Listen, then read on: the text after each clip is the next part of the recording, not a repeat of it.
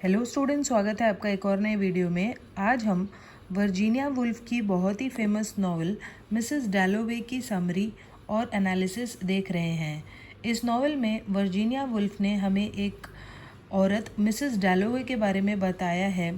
उसका एक दिन कैसे बीतता है, उसके दिमाग में क्या क्या ख्याल आते हैं, इसे स्ट्रीम ऑफ कॉन्शियसनेस के ज़रिए बहुत ही ब्यूटीफुल तरीके से नॉवल में बताया गया है। तो चलिए अब हम सबसे पहले इंट्रोडक्शन देखते हैं और उसके बाद फिर कैरेक्टर्स, समरी और एनालिसिस देखेंगे। Mrs डैलोवे novel bye Virginia Woolf published in 1925। तो ये जो नॉवल है वो 1925 में पब्लिश हुई थी। It examines one day in the life of Clarissa डैलोवे। तो जो क्लैरिसा डैलोवे है, मेन प्रोटैगनिस्ट, मेन कैरेक्टर हमारी स्टोरी की, उसके एक दिन को यहाँ दिखाया गया है। और क्लैरिसा डैलोवे एक अपर क्लास लंडनर है, यानी लंदन में रहने वाली अपर क्लास की एक महिला है जिसकी शादी एक मेंबर ऑफ पार्लियामेंट के साथ हुई है। Mrs Dalloway is essentially plotless. तो ये जो नॉवल है उसमें एज सच कोई प्लॉट नहीं है। What action there is takes place mainly in the characters consciousness.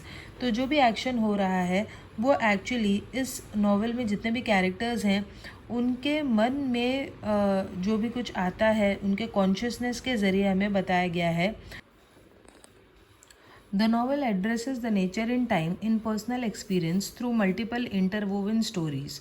तो नॉवल में पैसेज ऑफ टाइम दिखाया गया है कि कैसे टाइम बीत रहा है, और टाइम के बीतने के साथ साथ जो नॉवल के कैरेक्टर्स हैं उन्हें ऐसा लग रहा है कि कैसे हमारी मौत पास आती जा रही है।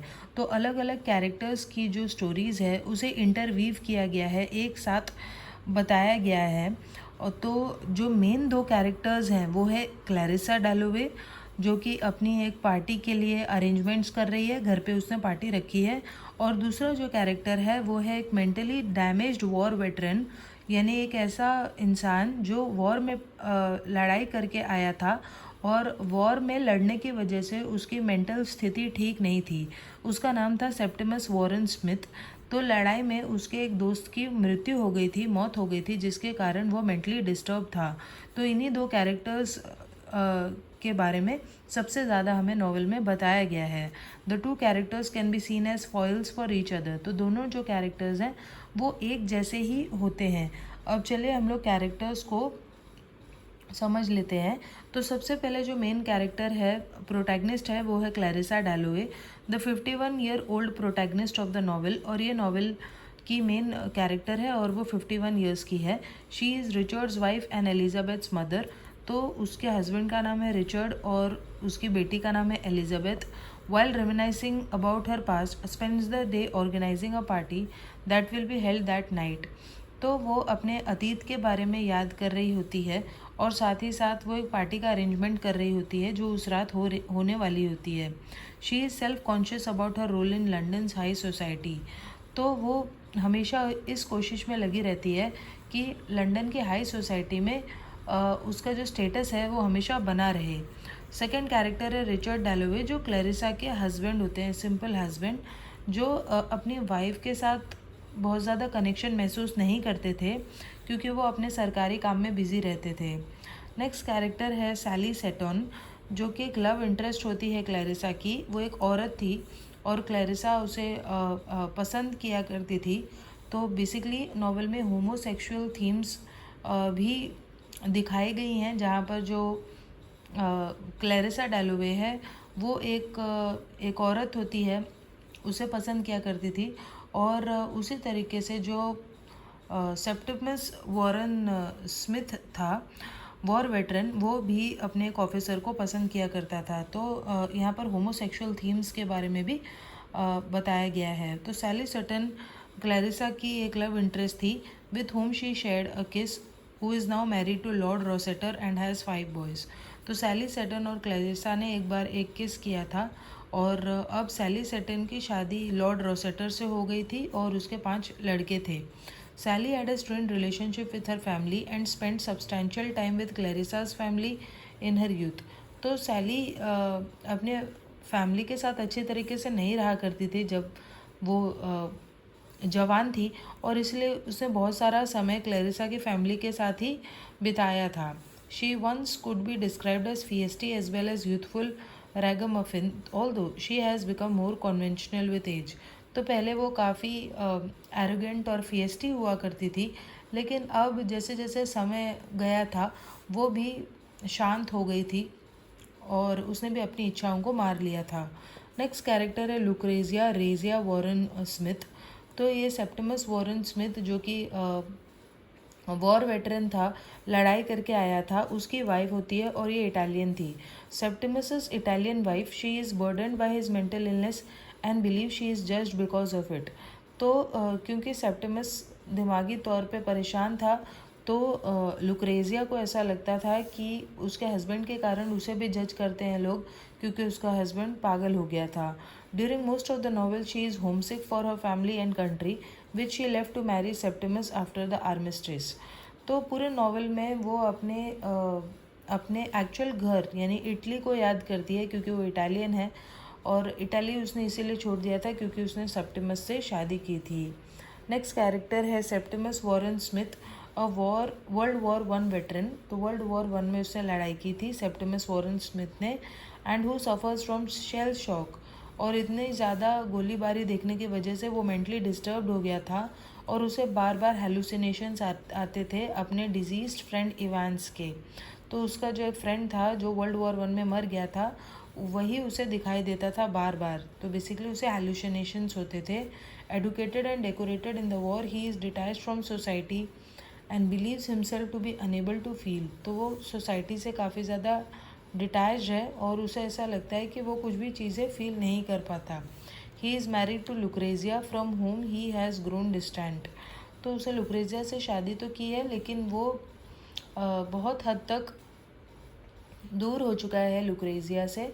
उन दोनों के बीच में अब जो रिलेशनशिप है वो इतना ठीक नहीं चल रहा। नेक्स्ट कैरेक्टर है पीटर वॉल्श, जिसका रिलेशनशिप था क्लैरिसा के साथ, लेकिन फिर क्लैरिसा ने उससे शादी नहीं की थी। An old friend of Clarissa who has failed at most of his ventures in life. तो क्लैरिसा का पुराना दोस्त है और अपनी लाइफ की बहुत सारी चीज़ों में वो फेल हुआ है।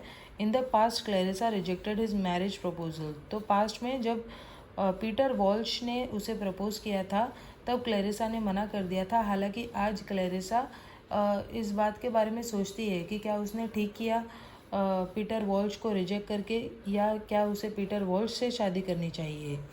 सो now he has return to England from India and is one of Clarissa's party guest. तो वो इंडिया से इंग्लैंड आया है वापस और क्लैरिसा ने उसे पार्टी में बुलाया है। He plans to marry Daisy, a married women in India, and has return to try to arrange a divorce from his current wife. तो वो एक डेजी नाम की औरत से शादी करने वाला था जो कि इंडिया में रहती थी और मैरिड थी, और वो इंग्लैंड अपनी करंट वाइफ से डिवोर्स लेने आया था। अब चलिए हम लोग प्लॉट समरी को देखते हैं। The novels narration is third person omniscient, यानी जो नॉवल है उसे थर्ड पर्सन में नरेट किया गया है, ही शी कह के, but it changes it's focus through out. लेकिन बार बार नॉवल में फोकस चेंज होता है। कभी क्लैरिसा डॉलोवे के नज़रिए से नॉवल को कहा जाता है, कभी सेप्टिमस के नज़रिए से। The narrative begins and ends with Clarissa as it details a day in her life. तो नरेटिव शुरू भी होता है क्लैरिसा से और ख़त्म भी होता है क्लैरिसा के नरेशन से, और वो अपनी ज़िंदगी के एक दिन के बारे में बता रही होती है। Clarissa is a seemingly disillusion socialite whose mood fluctuates. तो क्लैरिसा एक सोशलाइट है, हाई सोसाइटी को बिलोंग करती है, लेकिन बार बार उसका मूड चेंज होता रहता है। At some moment she seems delighted, at other she seems depressed. तो कभी कभी तो उसे काफ़ी डिलाइटेड महसूस होता है और कभी कभी डिप्रेस्ड महसूस होता है, यानी कभी खुश और कभी दुखी। Her overall effect suggest suppress symptoms of depression. तो मोस्टली उसे डिप्रेशन था, वो डिप्रेशन की शिकार हो चुकी थी। Mrs Dalloway begins with Clarissa's preparatory errand to buy flowers. तो नॉवेल की शुरुआत ही होती है जहाँ पर क्लैरिसा अपनी पार्टी के लिए कुछ फूल खरीद रही थी अपने घर को सजाने के लिए। Unexpected events occur, a car emits an explosive noise and a plane rides in the sky and inside different reactions in different people. लेकिन फिर कुछ अनएक्सपेक्टेड चीज़ें होती हैं जहाँ पे एक कार से ज़ोर से आवाज़ निकलती है और आकाश में से एक प्लेन जाता है और अलग अलग लोगों के अलग अलग रिएक्शंस होते हैं। तो ये सब चीज़ें होने के बाद वो अपने घर लौट आती है, जहाँ पर उसका पुराना लवर पीटर वाल्श आया होता है और दोनों लोग एक दूसरे से बातें करने लगते हैं। और इससे साफ पता चल जाता है कि अभी भी दोनों को एक दूसरे के लिए फीलिंग्स हैं। और फिर तब उस बातचीत के दौरान पीटर वॉल्श फिर से क्लैरिसा से पूछता है कि क्या तुम खुश हो अपनी शादी में। इसके पहले कि क्लैरिसा कुछ कहे, उसकी बेटी वहाँ आती है और उन्हें इंटरप्ट कर देती है। Perspective switch and the narrator inhabits Septimus Warren Smith, a World War I veteran suffering from shell shock, what today would likely be identified as post-traumatic stress disorder और PTSD। तो अचानक क्लैरिसा के perspective से हटकर narrator Septimus Warren Smith बन जाता है, जो कि एक वॉर वेटरन था, वर्ल्ड वॉर वन में लड़ाई करके आया था और वहाँ जो कुछ भी उसने देखा था उन सब चीज़ों से वो इतना ज़्यादा शॉक हो गया था कि वो मेंटली डिस्टर्ब था और उसे पोस्ट ट्रॉमेटिक स्ट्रेस डिसऑर्डर हो गया था। He is waiting with his wife, तो वो अपनी वाइफ लुक्रेजिया के साथ वेट कर रहा था। एक साइकेट्रिस्ट का इंतज़ार कर रहे थे वो लोग। साइकेट्रिस्ट का नाम था sir William Bradshaw. The reader is inform that Septimus has been suffering greatly since returning from the war and his suffering is something the other characters are unable to grasp. तो reader को बताया जाता है कि कैसे Septimus जो है उस वॉर में जाने की वजह से वो बहुत ज़्यादा पीड़ित था, बहुत ज़्यादा उसे सफरिंग महसूस हो रही थी और ये जो सफरिंग है, उसकी जो पीड़ा है, वो दूसरों की समझ में नहीं आ रही थी। The perspective shifts to Richard, Clarissa's husband. उसके बाद फिर से जो नॉवेल का नज़रिया है, पर्सपेक्टिव है, वो शिफ्ट होता है। क्लैरिसा के हस्बैंड अब नरेटर बन जाते हैं, Richard. In a fit of passion Richard wants to run home and tell Clarissa he loves her. तो काफ़ी पैशनेटली रिचर्ड अपने घर जाना चाहते हैं और अपनी वाइफ को बताना चाहते हैं, क्लैरिसा को, कि वो उसे प्यार करते हैं। However he finds himself unable to do more than give her flowers. लेकिन फूल देने के अलावा वो ज़्यादा कुछ नहीं कर पाते। Clarissa acknowledges that she respects the gulf between herself and Richard as it gives both of them freedom and independence while also relieving them of paying attention to certain aspects of life। तो Clarissa को पता है कि उसके और उसके husband के बीच में एक बहुत बड़ी खाई है, लेकिन वो ये भी समझती है कि उन दोनों के बीच में ये जो खाई है, इसकी वजह से कम वो लोग अपनी ज़िंदगी के दूसरी चीज़ों पर अटेंशन दे पाते हैं, अपनी दूसरी चीज़ों के ऊपर वो लोग गौर कर पाते हैं, इम्पोर्टेंस दे पाते हैं। The novel's perspective shifts back to Septimus. फिर से नॉवेल जो है वो सेप्टिमस के नज़रिए से बोलने लगती है, यानी सेप्टिमस जो है वो नरेटर बन जाता है। Who has been told that he is to be taken to a psychiatric hospital. Septimus को ये बताया जाता है कि उसे एक साइकेट्रिक हॉस्पिटल ले जाया जाएगा और सेप्टिमस को ये बात बिल्कुल भी पसंद नहीं आती। Septimus would rather die than see himself inside such a place. तो वो सोचता है कि इस तरह की जगह जाने से बेहतर तो है मर जाना। So he throws himself out of a window and becomes impaled on a fence. इसीलिए वो अपने आप को एक खिड़की से बाहर फेंक देता है, सुसाइड कर लेता है और बाहर गिरते ही वो एक फेंस में गिरता है। तो फेंस जो है वो उसके पेट में घुस जाती है और जिसके कारण उसकी मौत हो जाती है, वो सुसाइड कर लेता है। The narration then switches to Clarissa's perspective again, this time during her party. फिर से जो नरेशन है वो क्लैरिसा के नज़रिए से होता है, जहाँ पर उसकी पार्टी चालू होती है। She is primarily concern with entertaining her guest, some of whom are very esteemed. तो वो अपने गेस्ट को एंटरटेन कर रही होती है। उनमें से कुछ गेस्ट तो काफ़ी हाई सोसाइटी के थे। Sir William Bradshaw arrives with his wife. तभी साइकेट्रिस्ट सर विलियम ब्रैडशॉ अपनी वाइफ के साथ वहाँ आते हैं और अनाउंस करते हैं कि सेप्टिमस ने सुसाइड कर लिया है। क्लैरिसा दो at first annoyed that Mrs Bradshaw would discuss such a topic. तो क्लैरिसा को थोड़ी सी अनॉयंस होती है, उसे चिढ़ होती है इस बात से कि ये लोग इस तरह का टॉपिक पार्टी में बोल रहे हैं। Is soon ruminating on Septimus situation. तो पहले तो उसे इरिटेशन होता है, लेकिन बाद में वो सेप्टिमस के बारे में सोचने लगती है और उसे ऐसा लगता है कि सेप्टिमस ने जो किया वो सही ही किया। कम से कम वो इस तरह की दिखावटी सोसाइटी से बच तो गया, कम से कम उसने वो तो किया जो उसका मन कर रहा था, उसका जो मन कह रहा था करने के लिए वो तो किया उसने। तो in a small room by herself एक कमरे में वो बैठ जाती है और सेप्टिमस के बारे में सोचने लगती है। She identifies with how overwhelmed Septimus must have felt. तो वो सोचने लगती है कि सेप्टिमस को कितना ख़राब लग रहा होगा जब उसे ये कहा गया कि तुम्हें मेंटल हॉस्पिटल जाना पड़ेगा। She respects him for choosing death. और क्लैरिसा इस बात से खुश है कि सेप्टिमस ने मौत को चुना over compromising the integrity of his soul by allowing it to be confined. तो वो सोचती है कि कम से कम सेप्टिमस ने अपनी आत्मा को दांव पे लगाकर सोसाइटी की हाँ में हाँ तो नहीं मिलाई, कम से कम उसने वही किया जो उसका मन कह रहा था उसे करने के लिए। In light of what he did to preserve his soul she feels ashamed of the way she has compromised her own soul in order to go on living. तो वो सोचती है कि किस तरीके से सेप्टिमस ने अपनी आत्मा को बचाया और सोसाइटी के चंगुल से वो बाहर आ गया, सोसाइटी की पकड़ से वो बाहर आ गया। काश वो भी ऐसा कर पाती, क्योंकि उसे ट्रैप्ड फील होता है सोसाइटी में और वो सोचती है कि सोसाइटी के रूल्स के साथ कॉन्फॉर्म करने के लिए वो बिल्कुल वैसा ही करती है जैसा सोसाइटी चाहती है, और उसे जो सही लगता है उन चीज़ों को वो नहीं करती। तो शायद सेप्टिमस उससे बेहतर इंसान था, ऐसा वो सोचने लगती है। Thus chastened she returns to the party as it is winding down. ख़त्म होती हुई पार्टी में वो फिर से चली जाती है इन सब ख्यालों से। तो यहाँ पे हमारी जो नॉवेल है वो ख़त्म हो जाती है। अब चलिए हम लोग एनालिसिस देखते हैं।